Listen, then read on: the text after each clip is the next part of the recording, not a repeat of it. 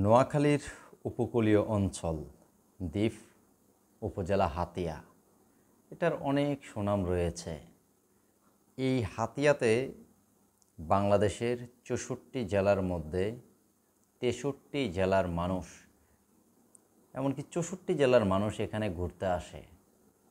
অনেকে বলে এটা পর্যটন এলাকা এবং অনেকে বলে এই জায়গায় অনেক কিছু আছে দেখার মতো। এই হাতিয়ার এই অঞ্চলের মানুষ অনেক সুনাম অর্জন করেছে। কীরকম? দিন দিন হাতিয়াতে শিক্ষার হার বাড়তেছে, এমনকি তারা তাদের বিভিন্ন কাজে কর্মে সেটা প্রমাণ করেছে। আজকে বলতে চাই, হাতিয়াতে একটি ঘটনা ঘটেছে, যেটা মাঝে মাঝে একটা গল্প আমরা শুনি যে হাতিয়ায় কখনো কখনো এরকম ঘটনা ঘটে যে শিক্ষিত সমাজের মধ্যে সুশিক্ষিত গল্পটা নিস্তব্ধ হয়ে যায়, নিস্তব্ধ হয়ে সেখানে মব তৈরি হয়ে যায়।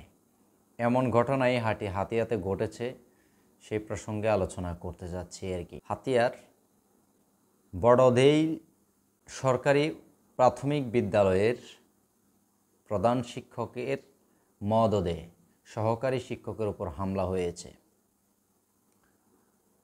হাতিয়া বড়দেইল সরকারি প্রাথমিক বিদ্যালয়ের শিক্ষক আনোয়ার ভূঁইয়া, ওনার মদদে বহিরাগত লোক দিয়ে সহকারী শিক্ষকের উপর হামলা করেছে। কেন হামলা করেছে, তার উপর কেন মব সৃষ্টি করেছে, সেই প্রসঙ্গে জানা যাক। আপনারা জানেন, একটা শিক্ষা প্রতিষ্ঠানে বিভিন্ন ধরনের সরকারি অনুদান আসে, অর্থনৈতিক দিক দিয়ে হোক, অনেক প্রেক্ষাপটে অনেক অনুদান আসে। বেশিরভাগ শিক্ষা প্রতিষ্ঠানগুলোতে দেখবেন এই সরকারি অনুদানগুলোর মধ্যে প্রধান শিক্ষক এখান থেকে অনেক কারচুপি করে, আর সেই কারচুপির মুখোশ উন্মোচন করার জন্য দেখা যায় ওখানে সহকারী শিক্ষক যারা আছে তারা এই মুখোশগুলো উন্মোচন করতে চায়। এখন এমন একটা ঘটনায় সেই হাতিয়ার বড়দেইল সরকারি প্রাথমিক বিদ্যালয়ে ঘটেছে। এই প্রধান শিক্ষকের দুর্নীতির, অর্থনৈতিক এবং সরকারি অনুদানের আত্মসাতের বা অথবা দুর্নীতির যে বিষয়গুলো আছে, এটা নিয়ে যখন এই সহকারী শিক্ষকরা একটা আলোড়ন সৃষ্টি করেছে বা এটা আলোচনায় নিয়ে এসেছে, তখনই শুরু হয়েছে এই সহকারী শিক্ষকরা মবের শিকার। বহিরাগত লোক দিয়ে আজকে সহকারী শিক্ষক ইয়াসিন আরাফাতের উপর হামলা করা হয়েছে। ইয়াসিন আরাফাত মবের শিকার। এই নিউজটি আমি আপনাদের কাছে এটাই বোঝাতে চাই এই নিউজের মধ্য দিয়ে, যে হাতিয়ার সুনামটা বিভিন্ন কাজে কর্মে বিভিন্ন জায়গায়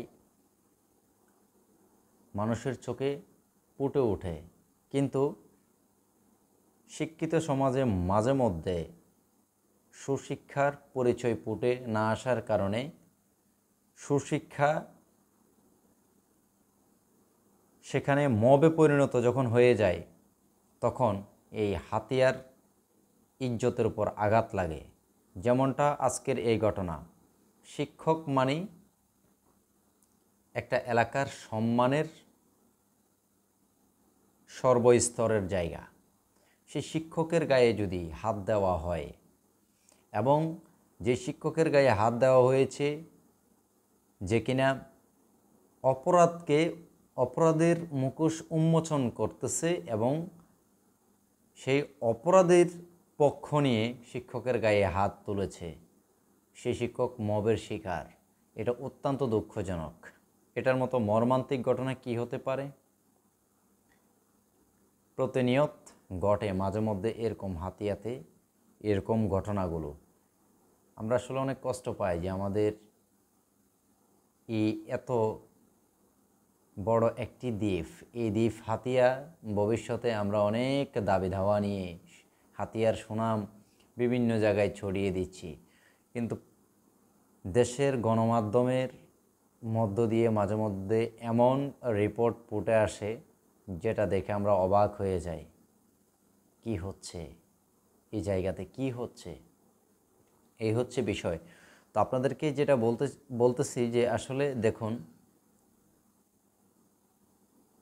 একটা শিক্ষা প্রতিষ্ঠানে ছোট ছোট ছেলেদেরকে মবের শিক্ষা দিচ্ছে আসলে কারা, এই বিষয়গুলো প্রশাসনিকভাবে দেখা উচিত। হাতিয়া উপজেলার এই প্রশাসনের উপর দৃষ্টি আকর্ষণ করব যে কোনো শিক্ষকের উপর যদি এইভাবে মব সৃষ্টি করে অপরাধীরা, তাহলে যথাযথভাবে তাদের বিরুদ্ধে আইনগত ব্যবস্থা নেওয়া হয়।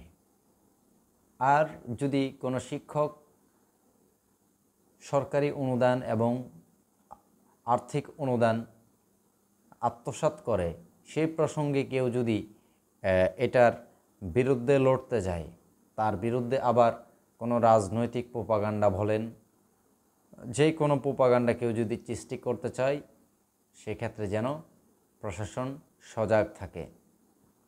আমি আজকের এই ভিডিওতে এই মেসেজটাই দিতে চাই যে শিক্ষা এবং সুশিক্ষা দুটা এক জিনিস নয়। আমরা চাই পুরো হাতিয়া সুশিক্ষায় শিক্ষিত হয়ে গড়ে উঠুক। ধন্যবাদ।